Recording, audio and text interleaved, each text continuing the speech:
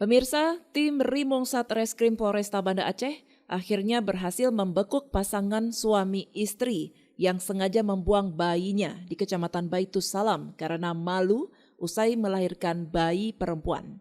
Diketahui Pasutri berinisial SF 24 tahun dan MAU 20 tahun merupakan warga Aceh Utara. SF berprofesi sebagai penjual jus di kawasan Ulekaring.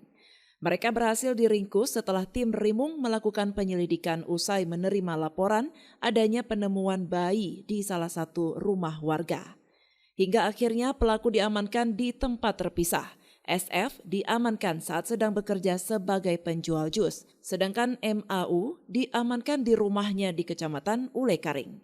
Kasat Reskrim Polresta Banda Aceh, Kompol Fadilah Aditya Pratama mengatakan, dari hasil interogasi pihak kepolisian, Pasutri ini mengaku sengaja membuang bayi mereka lantaran malu usai hamil di luar nikah. Pasutri tersebut menikah saat usia kandungan MAU menginjak 4 bulan.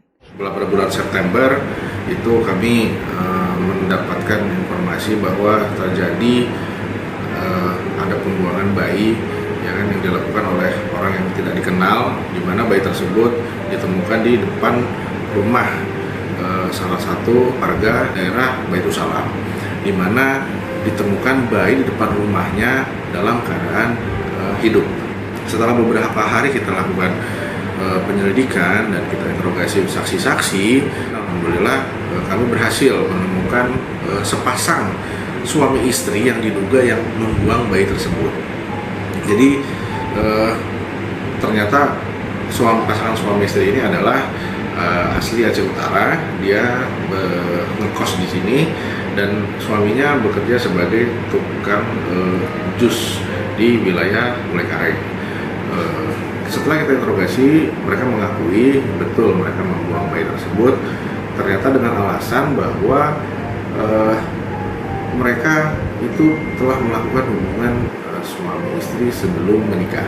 Jadi ketika mereka menikah, si istri itu sudah mengandung 4 bulan. Nah, jadi sebelum lengkap 9 bulan itu pada saat nikah sudah lahir 2 anaknya. Merasa aib, merasa malu, akhirnya bayi tersebut dibuang. Atas perbuatannya, pelaku dijerat dengan pasal 305 KUHP dengan sanksi pidana berupa kurungan penjara paling lama 5 tahun 6 bulan.